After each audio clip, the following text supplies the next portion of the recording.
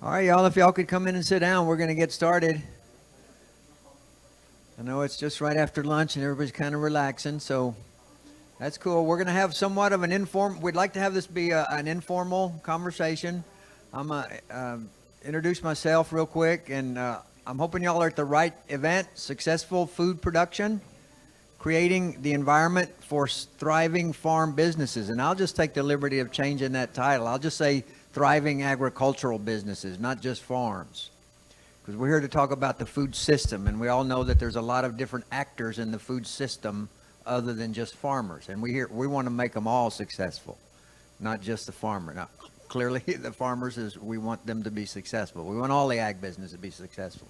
So I hope you're in the right place. My name's Robert Maggiani. I'm with NCAT, National Center for Appropriate Technology. We are one of the hosts of the event, and we're certainly glad to see y'all here. I hope that y'all are learning some things and getting to meet new people and, getting to reinvigorate old friendships. That's all really the cool stuff about conferences, right? Is seeing old friends again and then meeting new people. It's just really exciting. And so we hope you're having the opportunity to do that. We're going to talk about, again, successful food production. I'm with NCAT. We are a training and technical assistance organization. Historically, we have really focused on offering that type of training for farmers and ranchers, what you call the first step in the food production, on-farm production. Over the last 7 or 8 years, we have really broadened our efforts to give training and technical assistance and resources to other of the ag, actors in the ag system. We're now very involved in local food systems work, not just farm and ranch production. And so I'm glad to see that y'all are here to talk about this. The topic is essentially how can policy at all different levels, be helpful or not so helpful? And what do we as people who are involved in food systems work, food system thought, food system development, how can we think about all the different people who make policy and try to, help the fact that a state policy might counteract or might work against a federal policy, and how do we try to avoid that? How do we want, we all have to have policy because it sets the rules. Food safety is one, for example. We all want our food to be safe, right? And so we have policies and we have procedures on how to do that at different levels, depending on the impact of how many people buy that food and how dangerous that food is, right? That's what policy does. And so it's setting the barriers, the guardrails, so to speak, on how do we do things right. And so we're here to talk a little bit about, who's making the policy, and we'll just focus on Texas when we talk about local and state, but obviously it's the same theory if you're from a different state. There are those different levels of policy. And I'll use that as a way to introduce our first speaker today, Dr. Alicia Shipley. She is with NEFA, which is a huge sub-agency of USDA. She could talk for hours about all the different projects that they have and all the different programs and number of people. It's pretty mind-boggling. And so she's going to talk a little bit about what they do and what she does and how that kind of sets the stage at a national level for policies that then kind of trickle down to the state and then to the local level. So Dr. Shipley. Thank you. So good afternoon, friends. It's good to be here with you today. My name is Alicia Shipley, and I am the Capacity Program Leader and the Office of Director at the National Institute of Food and Agriculture. And as my friend shared, NIFA is one of 29 agencies at the USDA. We're in the Research, Education, and Economics Mission Area, REE. And so what's so special about NIFA is that we manage nearly $2 billion for grants that focus on research, education, and extension in food and agriculture. And so we have a team of over 400 experts who really take what Congress tells us to do and actually makes it come alive. And so if we think about policy on a continuum where Congress is at one end, I sort of sit at the end where we have a fun job of taking maybe 5 to 6 lines of 9-point Times Roman font and making it into an actual program and trying to figure out Congress's intent and where we have flexibility and creativity in making our programs the most inclusive and accessible and equitable that we can. So that's really actually a fun part of the job, and where we actually kind of we're empowered to do a lot of different things based on, the feedback that we get from our stakeholders. So I will pass it to my colleague from there. Hi. So I'm Stephanie Casper, and I work for UTRGV, and I'm the program manager, and a big part of my job is managing the Hub of Prosperity Farm. And so for those of you who haven't been out to see the hub yet, it is a 5-acre research and education farm run by UTRGV. It's located at the First United Methodist Church in Edinburgh, so a really wonderful partnership with a faith-based organization. And we started the farm back in 2019. And I had some experience as a commercial farmer before coming to the Valley and doing the master's program here. But this is the first time that I had kind of been there for laying the groundwork of a new farm. And for anyone that I've talked to all week, I don't think of myself as a policy person. And I've been a little bit, thinking about, well, how do we kind of tackle some of these policy questions from the scale of small producers. And as much as I don't feel myself drawn to policy conversations naturally, just by being involved as a small producer in our food system, it requires you to be. And so as part of my role, we've done a lot of work kind of exploring the ways that state and local policy especially kind of sets the parameters for what we can do legally as an urban farm in the city limits of Edinburgh, and also working with the city to kind of expand what is legal to do as an urban farm in the city of Edinburgh. And I just want to encourage folks like me that feel intimidated by these processes and not sure where to start. Like, if I can be involved in local policy, so can you. There's surprisingly few people that go to those meetings, and when there's kind of that small room of people, every voice, and just showing up at those meetings consistently over time, building relationships with city officials and with kind of power players in the room, it's easier than you think, and it goes a long way. Stephanie. Next, we'll hear from Jeremy, who is a farmer and also a consultant to farmers. So he's really going to look at this topic from the farmer perspective.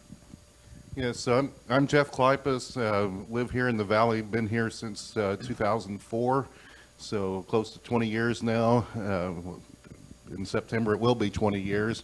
Grew up in West Texas, always had an ag background with the family and whatnot.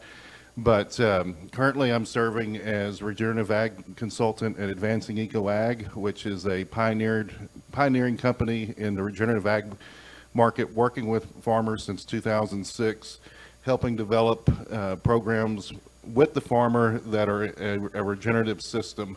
So get it moving away from reliance on chemicals and soluble synthetic fertilizers. So really helping those farmers make that transition, and at the same time find new markets. Anyone in agriculture this year knows 2024 is shaping up to be very challenging on the commodity front. So, we're very excited about some of our initiatives and partnerships with working with growers to help them make more money off of the same crop that they wouldn't otherwise be able to. And also run a 2-acre farm in Cameron County outside the city limits of Rio Hondo. So, get to play with all of the local policy games that are played as well. But excited to be here and contribute to the conversation. Thank you. And our last speaker for this second to introduce himself is Dr. Art Rodriguez from the city of Brownsville.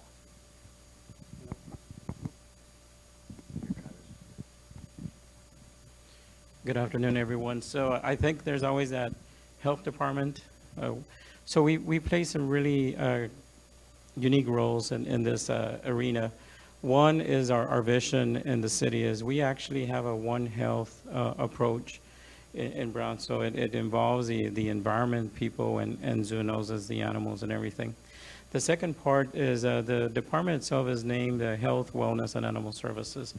Under that wellness front, we do everything we can to promote the lifestyles that lead to people to go to the farmers market, to live the healthy lifestyles that increase the conversation around getting away from processed foods.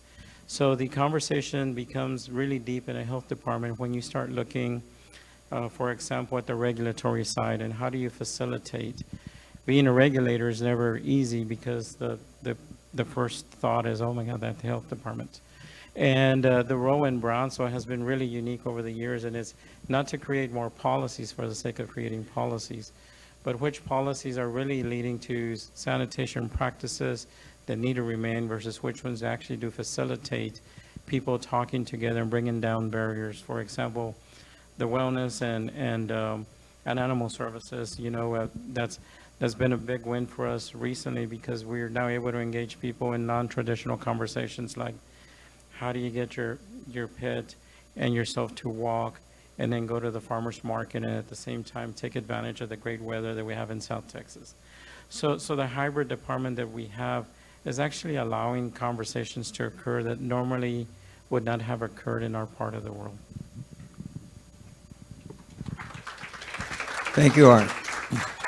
And I would like to invite y'all to participate in this charla, this conversation. I will reserve the right to say that if someone is starting to take a little bit too long and maybe taking a stance on some things, I will like the right to cut you off. I'd like to try to yes, we're here to dialogue, but we want to hear from you guys. And so maybe something that one of us says prompts a thought, but hey, but what about? And so we're going to try to do that. Let's see if we can keep that under wrap, okay? And I'm just going to start with something. I've been involved in local food in Texas for many years, and when I heard the discussion that we're going to talk about policy and how that affects the environment for producers to be successful at the different levels, the first thing I thought about was at the federal level. That I've seen the movement over the last 6 or 8 years, small producers talking to NRCS people at the local level, at the state level, and at the national level as possible, when it was possible to say, we need some tools that can help small producers really fine-tune their production and make some money off of not very much acreage, because land is expensive, and we really, if I can make a living off an acre or two, that's what I'd really like to do. And over the years, I saw that policy shift from NRCS saying, yeah, that's a great idea. Now all of a sudden, there's this high tunnel program. I don't know, for all of you folks who were farming before high tunnels were available to us, it's a whole new world now. And I think this is a real clear example of farmers being tercos and say, we need resources. And it's a great example of USDA responding and saying, okay, now we're going to, give you this program that has high tunnels. We know it's a good tool depending on your economic situation, your other situations. The cost share can literally go up to dramatically. I know here's the Padillas right here. They're a clear example of a small producer who's got more than one high tunnel, right? It's enabled them to, grow a lot more product, even kind of get into some niche things. I've got a bunch of moringa trees right under one right now. So it's an amazing tool that small farmers, and I just know from here in Texas, I don't know about other states, but if you ask the NRCS folks, I don't know if Christy's here. Is Christy Oates still here? She's a state con at Texas NRCS. I don't see her. Christy, how many high tunnels have been done in Texas over the last 5 or 6 years?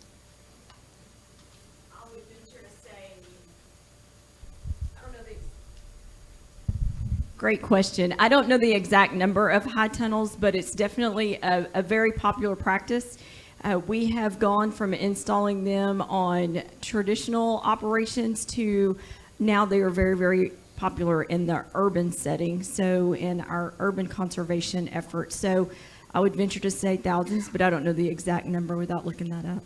Well, I don't know what the exact number is, but I remember asking one of your staff about 3 years ago what was the number, and 3 years ago it was 1,400 just in Texas. So it's got to be a couple thousand now. And this is a result of farmers telling USDA, we need some tools. We need some tools. It's hard, and this is a response. And so I want to show that as an example. We hear the word policy and advocacy, and we think of them as nouns. They're really verbs. They're really action. You really got to take action to make it work. And so that's one at the federal level. Another one that came to my mind immediately at the state level is Texas's writing and rewriting of what we call the cottage food laws. And I know you guys get involved in that. And I'd like to hear, Stephanie, your discussion of it here real quick about how that's affected what you guys are doing, because I now y'all are starting to do some cottage foods, right?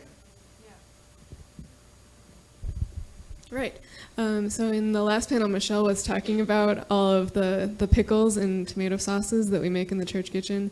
And it really does help us a lot. So the Texas Cottage Food Law creates a legal framework for certain lower risk food products that a small farm can make outside of an inspected kitchen and still be able to legally sell those to the public.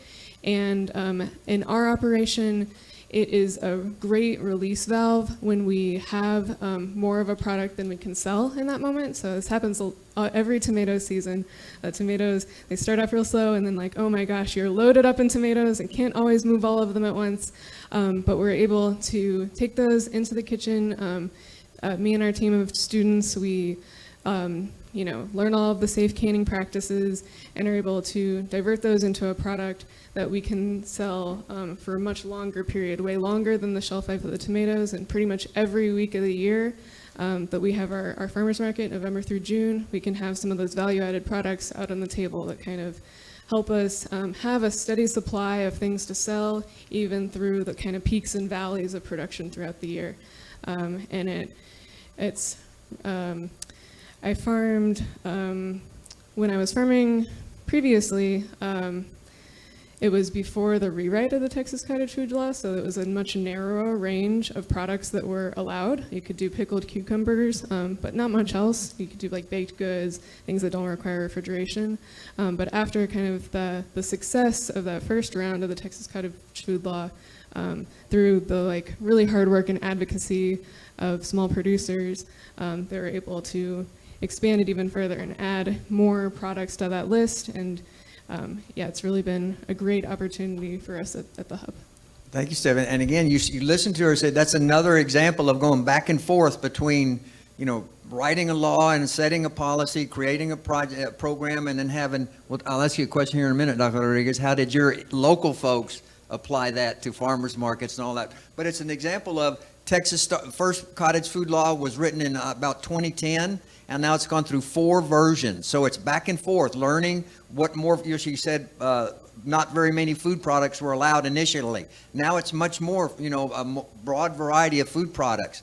It was previously that a cottage food producer could only make $50,000 a year total gross selling those type of products. Now that's been bumped up to $100,000. So it's again this back and forth and learning, research, policy, research, and then folks like your staff going out and trying to apply it. I'd be curious, what's your history on trying to do that locally? So the background started for farmers market and for baking goods. It originally, the cottage law started out as a baked goods, and it has evolved to where now you can take beef and certain products all the way through, and the level has been incremented to 100,000. So from a regulatory side, the health departments need to be looking at laws such as cottage law and see how it's applying. It's always, for us, the sanitation aspect. There's a law written still in a sound way that it preserves and protects the public. The money side, we're not interested in how much someone's going to make off of it. Where it's made, yes, it does involve an inspection process and in some cases, but normally it's really redefining the prep kitchens and things like that. It's just ensuring that people have access to the facilities, because in the old days, someone used to have to go out and build a kitchen just for one product. Now there's community kitchens, and there's other what I call new generation thinking that allows someone to use kitchens for various uses. From a health department perspective, we are always looking at just make sure that you're careful with no peanuts or those allergies. So that's where we step in, trying to ensure that certain products aren't going to cross over and cross-contaminate, because the last thing you want is a good idea to go sour because something along the line wasn't thought out correctly. But on the farmers market side, we continue to thrive in that environment because it's bringing more people that before would not have thought of coming out and beginning a business because they would have thought that the regulatory process was too complex. And the law itself has actually helped us make the narrative under the cottage law much more inclusive. So we continue to look at it, and it has changed in the last 10 years. I think it's changed 4 or 5 times. Right. So it's one of those laws that some laws can stay in the books for 10, 20 years. This one, with every session, we have to go in and look and see if there's any impacts locally. Great. That's a great example. Dr. Shipley, you have any comment on policies that your NEFA is big into research, which obviously leads to new policies, right? Because you learn new stuff, right, when you do research. And so how does that kind of work its way into policy, the new stuff that's being learned? Sure. So you all have given some great examples of kind of this iterative process between kind of the end users and the policymakers. And I think one of the important things about making policies work for the end users is them actually understanding the policies. So one of the things that we always are trying to do is increase awareness, because producers, researchers, students, faculty, they have to understand what it is that we're trying, what the policy is then, and then they can communicate to us where the gaps are. But that starts with them understanding. So in our work, my colleagues across the agency, there's, a number of times where we go out and we educate folks about our programs, and they say that they didn't know, or we have to tell them, the deadline has passed, it just passed for this particular program, and, we hate doing that. And so we have ample opportunities and ample, learning opportunities for different applicant communities to learn about our programs. And one of these other things is like the stakeholder input, which is the part that I love, because I love connecting with the folks who utilize our programs, or even the former serving organizations who help connect producers to our programs. And so I think that piece is so important. USDA is definitely in a posture of listening and learning and making sure that our policies are responsive to those, who use them at the end of the line. And so, we have listening sessions on some of our biggest initiatives, like the financial assistance for distressed borrowers and the discrimination financial assistance program. And even I've heard during this conference that there may be communities of producers that may not know about some of the programs that could benefit them across USDA. And where I sit, I'm just like, really, we have more work to do. There's more opportunities. And so really making sure that we rely on trusted technical assistance providers to connect producers to our programs and services so that they can benefit from them. And I'll stop there, because I want to talk about the American Rescue Plan the American Rescue Plan Technical Assistance Investment Program, but I'll talk about that in a few moments. Okay, well, I'm curious, Jeffrey, as a looking at it from a producer's perspective, she talked about, learning how to do new things and how you have to continue to worry about, can I do that or not? Do you have that discussion with the folks that you counsel, and you wonder about, well, I want my practices to be this way, and you're like, nah, wait a minute, right? Yeah, the producer level discussion definitely gets interesting. Texas producers are a little bit, I hate to say, behind some of the Midwest producers on some of these initiatives, but they're definitely not taking advantage of them the way some of the Midwest customers are. We don't do as much no-till per se in Texas versus other regions of the country. And I've worked with, here's a good example of how some of these policies do impact decisions on the farm. Working with a grower in Minnesota that has been no-till for 10 plus years, and his farm quality, his farm yields, his farm profitability is actually declining because of being no-till, and he's not getting air exchange into the soil and different technical pieces that I won't dive deeply into in this discussion, but simply putting a plow into that field one time to break up some of his compaction to get him back on track would be one option for him, and he's not willing to do that because he doesn't want to lose his government payment that he's getting strictly because of being no-till. So there's things like that. There's also carbon intensity scores that are coming out. The whole discussion around carbon is massive right now and is driving a lot of discussions on farms, especially as you get bigger. How that's going to come down to smaller farms, I don't have an answer for that because it really hasn't come into discussion yet. But when you talk about carbon pipelines and all these other things that are really starting to come up with when you start talking about the environment, those types of discussions are definitely more commonplace everywhere, regardless where you're at in the United States. So change is upon us whether we like it or not. And the small producer, I would say, is probably best positioned to make those changes versus a large producer that has millions invested in equipment capital and land. So every conversation is different. Thank you, Jeff. And again, he kind of emphasized the whole, he said it's not quite really settled science yet. That's what your staff is doing, right? Trying to get a little bit more settling into the science, but how do you capture carbon? How do you measure it? How do you monitor it? All of those things you guys are still researching, right? And letting people know results as they're kind of coming out, and eventually that will filter its way into policy, right? And I'd like for you to talk about that process you were just alluded to, Dr. Shipley.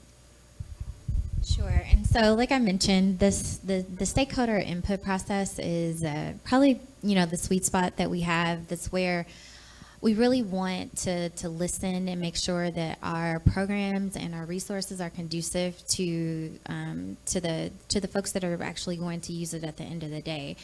And so the way I approach things is that I don't necessarily know everything, and it's important to reach out. So when we have a new program that we're thinking about or a new initiative, when I'm in a discussion, I think, okay, well, we don't know this part. Let's reach out to, say, for instance, one of our cooperators, or they can reach out to their producers. And, with what you just mentioned about research at NIFA, I think once a year we have what we call NIFA Listens, and anyone can have time on the stage, have an audience with leadership and our folks who kind of, look at our RFAs, change priorities that are still within parameters of what Congress has authorized us to do, and looking and seeing what are the trends, what are the patterns there that the public really wants us to invest our dollars in. And it's very, very important for folks on, like you on this panel, to be a part of that process. And it doesn't end just there. All year long in every one of our RFAs, there is a clause that says, we need your stakeholder input. So please feel free to email, there's an email. When I was running rural health and safety, I always took an opportunity to have, stakeholder input, to receive that, to understand, where maybe I have the creativity to expand eligibility, where I have creativity to expand the time range or funding levels for a particular program that make it more amenable to the people who actually are applying for those programs. And so, I get a lot of feedback verbally about programs. It's very important for us to get those things in writing. And that way I'm able to take those back to leadership to actually get those changes approved. And so we just want to make sure that we are constantly listening and making sure that at the end of the day, whatever that it is that we're putting out, especially when it comes to working with producers and landowners, that information is responsive, culturally responsive to what it is that they need and that they're asking us for. Anybody in the audience have anything they're dying to add to the discussion? Please feel free to do so. Again, I'd like to have a little bit of, participation if we can kind of control it. Hey, yes, Dr. Rosellas. I have a question, and I'm gonna apologize because I didn't stay for the whole time. I was running around outside, but I do have a couple of questions for the panel. I think, as I'm guessing, you guys might have talked a lot about small and medium farms, especially in urban areas, that help feed community as well as the rest of the world. I've already said my piece about how we need to feed ourselves first, and then we can feed others. The hard part is there's not much information about how to do that well, because most of the research that's available often is under conditions that has studied the current agricultural model. And I wanted to just ask a couple of questions, maybe give a couple of examples, because there has been a lot of focus on carbon, for example. And some, as you mentioned, Jeffrey, are really there's folks who are now saying, I'm a carbon farmer. I'm getting paid to farm carbon. Now here in the South, and in a lot of parts of the arid Southwest, we've had a real hard time understanding how to measure carbon. And these soils have very low amounts of carbon as it is, which puts us at a carbon farming disadvantage as our neighbors to the north, who have naturally more carbon in their soils. They're also at an advantage because the techniques around estimating soil carbon have been designed around those kinds of soils up north. And so some of those techniques we've tried, research techniques, just don't really work that well for dry soils. So that now we're at not just a one disadvantage, but now we also have a lack of intellectual capital that puts us at a farther disadvantage. That actually is a precursor to my actual question. It's because recently I got a grant. UTRGV got a NIFA grant, and I was told by the NIFA program manager that in the 26 years of their grant, that we were the only second non-land grant institution to ever get that money. And so for those of you who don't know what a land grant institution is, these are universities that receive direct federal funding for research, for education, and for extension. UTRGV doesn't receive any of that money. A non-land grant institution does not receive any of that money. So here we have a competitive grant award. I think this is a Dr. Shipley question, but perhaps pipe in for everyone. We have a grant award that is just giving money to the most competitive applicants that also happen to be the best funded applicants. So my question to you, Dr. Shipley, is how can universities that are minority serving institutions, that are regionally anchored, that have this connection and the mandate from our local communities to try and answer questions that are relevant for our needs, how can we compete for funding? And so we're not the only non-land grant institution to win an award in every 30 years or so. That's a very good question. That goes back to the 1800s. So, we value building connections with all of the different entities, universities, our land grant partners, our non-land grant partners, nonprofit organizations, small businesses, even producers are eligible for some of our grants. And part of actually my real position on paper is making sure that we are developing efforts that build the capacity and the knowledge of applicant communities that may not be as successful with our grant programs, or that may not necessarily have the knowledge about our grant programs to bring them into the fold. Because we want to make sure that everybody that would like to apply for our programs, that they can. So there's a number of efforts that we've put in place in terms of technical assistance, and a number of ways that we try to reach out to different audiences. So say, for instance, with my rural health and safety education program, there was, one particular university community that doesn't apply at all, right?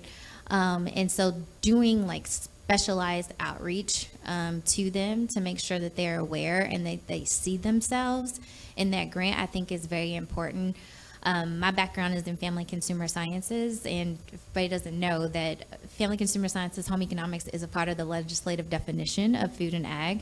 So all of our food and ag education programs included family consumer sciences, but it's like me having to go out and tell my partners, you are actually a part of this.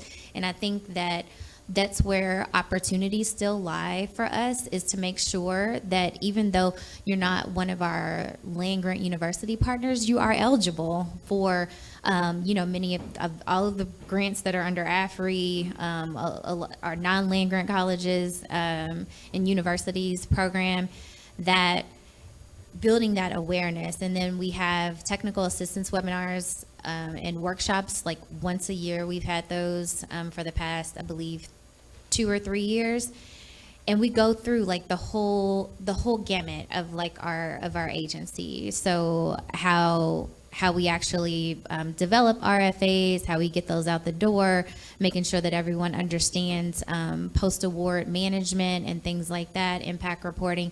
And so those are steps that we're taking to make sure that anyone who wants to apply for our opportunities, and then even those who may not know, doing more outreach to those communities as well. And, just taking stakeholder input that you've just given and taking it back to leadership and figuring out and maybe co-creating with folks like you. How do we make sure that, kind of like our kind of traditional partners, that we're building a larger ecosystem of grantees? I wonder, Dr. Shipley, just a second. He has I'll another ask you a question. question. Is it possible, and maybe does your staff, let's say you've just issued an RFA for $25 million for research, specifically research, and as Dr. Rosales was implying with his question, A&M and all the land grant colleges, they have all of those resources. They can make these great proposals because they don't have, they have all of that. And yet they get all this funding aside. And so they've kind of got an advantage. Is there a way within that $25 million pot that there can be a set aside and say that we're going to give between 25 and 30% of that money to non-land grant colleges? That goes back to the legislation. I've tried this before, and I will try to push the envelope as much as they can to my colleagues in policy say no to me. It just depends on what it is that we can and cannot do based on the authorizing legislation. I've tried to get set-asides in previous RFA programs, and sometimes we can, sometimes we can't. There are ways, say for instance, to kind of expand the opportunities for people, for different entities within an RFA. So for instance, like I said, with the program that I used to run, we weren't getting applications from our 1890 institutions, like none of them, right? And so I'm just like, okay, I can't do the set aside because I asked about that already. And so what else can we do? So we were exploring like maybe having a planning grant. So that's less than kind of like a normal, like our standard size grant. And so that allows, universities who may not be at the point where they want, one of our larger grants, and they have the opportunity to have a smaller planning grant. And then they're in a better position the next year to be able to be competitive for a standard size grant. And so another thing with respect to it's not necessarily a set aside, but it's something that we did with our Next Gen program. So our Next Gen program, only 1890s, 1994s, Hispanic serving institutions, insular area institutions, and Alaska Native Hawaiian could apply as lead institutions. And so there are varying levels of capacity and readiness among those institutions to submit competitive applications. So one of the things that we did was put $2.5 million, and we gave that to an organization to actually provide technical assistance with respect to developing a grant, developing a team for that grant, kind of like formulating your idea for what you're going to do for that grant.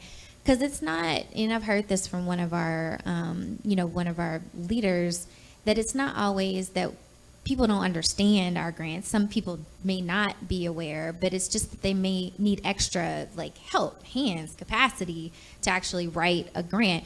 And so that model was very successful, and it's something that we are going to be looking at moving forward, because we hadn't really, we've had that in the past for BFRDP, for our Beginning, Forming, and Development and Ranger Grant, where we have, folks that actually help a nonprofit organization or a university apply for a grant, because often that's what, some of our universities, the faculty, they have to teach like 4 and 5 classes, and they're acting in this role and acting in that role, and it's a time factor that's there.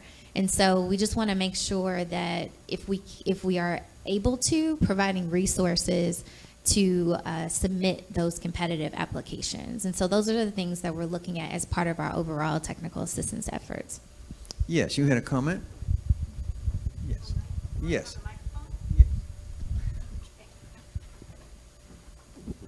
Thanks. Sorry to keep us on this topic of the research grants, but I run a nonprofit organization, a small nonprofit organization in the organic space, and we are so grateful for so many of the NIFA programs. I apply for anywhere between 5 and 8 federal grants each year, so I have a lot of experience in this space. Also working with the planning grants, we've had lots of planning grants, 100% of them have become fully funded. This is more of a comment than a question. Just to say that I appreciate everything that you're saying about offering technical assistance. I think I would encourage you to look at more of a hand-holding approach instead of just having a webinar available. I'll say we work in the organic certification space. That certification has been available for a very long time, and we're still finding that a lot of resources have to be put into technical assistance to help people one-on-one to navigate that process. And I will also say, coming from a small nonprofit organization who has also worked with Dr. Acelas at these smaller non-land grant institutions, the way that the RFAs are written still are advantaging those that have, right? So like not having enough time between the release of the deadline and the actual deadline, right?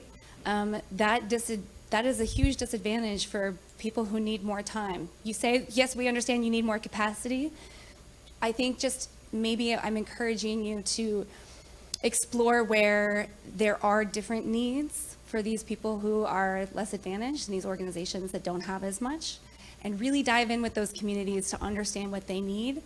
And I'm just saying that still the RFAs are not equitable. So I love the work you're doing. Thank you so much, and please do more. Yeah, would you hand it to Dr. Scaria, please? I It's don't know right where over this here, is yeah. supposed to go. Oh, thanks. Thank you. I'm Amber, Dr. Amber Silva. I will share something about a need for a policy change in Washington, D.C., and that is when you apply, this is specifically with the grant that is given to university faculties. I'm a professor emeritus, and I also served on an RE board for several years.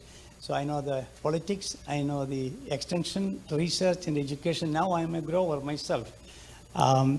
When a faculty member applies for a grant, it is written in such a way that it will help that faculty member to advance in the career path, from assistant to associate to tenure track, post tenure, all of that. There's nothing wrong with that one. So then in that process, what is happening is everything is based on publications, patent. So by the time it will take 5, 6, 7 years before the growers get to see something. So that needs to be changed. I'm not against basic research. There has to be a mechanism to get the data to the grower community without sacrificing their effort to publish, and get into there. So there has to be a fine balance between that. And also, one more thing, not all of the university publications are useful for the grower community. There are many growers. I learned that when after leaving my full processorship and going into private business, is there are a lot of farmers, a lot of growers, they know first-hand information about growing food than a professor that is going up in the ladder. So, Okay, thank you, Dr. Scaria. Robert, can I make a Yes, comment from please, industry? Jeffrey, yes. Because Dr. Scaria brings up a good point. I mean, the running joke when I started my career 20 years ago was that Texas A&M Extension and the data that was coming out and being presented to growers was 10 years behind what the growers needed. It was already being done 10 years ago. So you're right on with that comment, and I appreciate you making that comment with your background. Fully respect for the work you've done and the background you have. there is a good example in this country. The whole citrus industry in this country has declined just because of $1 billion in the citrus community given to the university scientists. Oh, sorry. Allow me to make that presentation. I know this one very fact. I can even testify to the U.S. Congress. The reason the citrus industry in the state of Florida has declined since 2005 is just because of that big money pot, $1 billion. So all the scientists were looking at how I can do the running the business, the university business, and they have forgotten the growers. Dr. Scaria, would you hand it to Hallie over there? Hallie, did you have a comment? Sorry. Okay. Okay. I had a question about something else. This was a fantastic conversation about research. With the title of the panel being Creating an Environment for Thriving Farm Businesses, we know that in this country we have a lot of very large, thriving agricultural businesses. And the theme of today has been so much focused on equity and how to shift power within our food system. And I think that a lot about shifting power has to be about shifting risk and really considering the amount of risk that small farmers have to take on. I work for an organization called Sustainable Food Center, and we recently did a report on the Whole Farm Revenue Program, which is a crop insurance program that was developed specifically for specialty crop farmers and diversified farmers. The largest amount of money that the federal government transfers to farmers is through the crop insurance programs. And so I'm curious from y'all's perspectives, what the role of the crop insurance programs is in creating thriving farm businesses, and honestly in really considering what the safety net is for small farms, for farms who, I mean, in Texas, like all of us, I feel like in our bones really remember 2021 very viscerally, you know, the ice storm that shut the state down for over a week. And so thinking about the tolls that environmental disasters and market fluctuations have on the risk that small farmers have to bear, I think that the role that the federal government is willing to take in that has been shifting, and I'm just curious about y'all's perspectives on where it is now and what the future of that should be. Dr. Shipley, I'm curious, what would be your comment on that as it relates to NEFA? I'm sure y'all talk about that all the time, right? Sure. So we at NIFA run the Extension Risk Management Education Centers, and so you're familiar with those. So those are 4 regional centers across the country that help farmers navigate risk, and sometimes they give sub-grants to organizations that are working with smaller producers. At RMA, they have now an ambassador program, and so Dr. Cindy Ayers is one that she's a urban farmer in Mississippi. She goes out and she educates other small and mid-sized producers on crop insurance, and I know. And I don't want to speak for them, but I do know that they are actively trying to get more, diversify the kind of like the crop insurance workforce as well with, and they have a navigator program. So those are the things that I can speak to with respect to even getting smaller producers to buy in to crop insurance and navigate their risk better. So with the with my program, the American Rescue Plan Technical Assistance Investment Program, we have 34 cooperators that were funded under ARPA and the Inflation Reduction Act. And so, we've had less engagement. We have a lot of engagement with NRCS. We have a lot of engagement with FSA.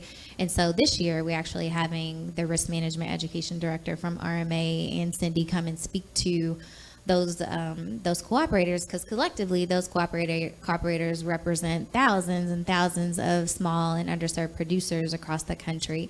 And so that is kind of that's where we sit in terms of education and access and making sure that everyone is included, and partnering with our other our sister agencies across the department to ensure access and increase awareness. Thank you. And we only have 2 minutes, so Diana, I'll let you have the last question.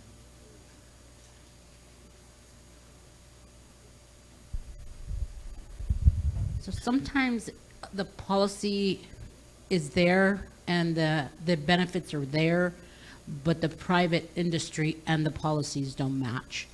We're talking about insurance, whole farm insurance, and you can't get anybody down here to give you insurance, period.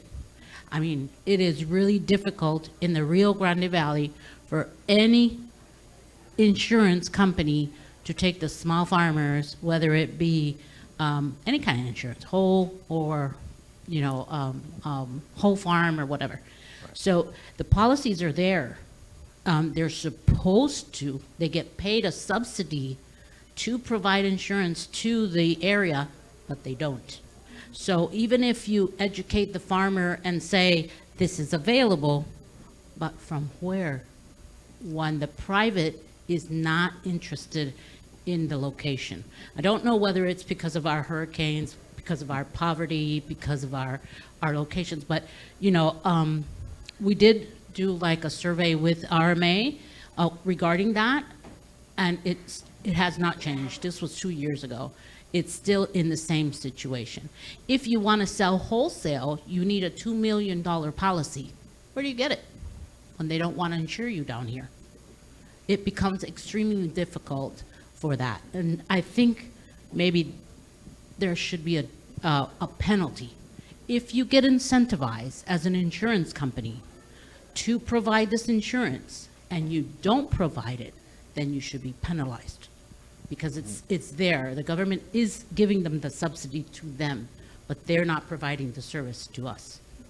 I have to cut you off. Thank you, Diana. Obviously, she has a perspective that she's, she wanted to get her opinion out, and I'm sorry that we can't really, kind of continue that dialogue, because there's obviously gaps, and, the best of intentions can have problems, and that's why we're having this kind of dialogue. But I want to thank all the panelists and thank y'all for being here. Pardon?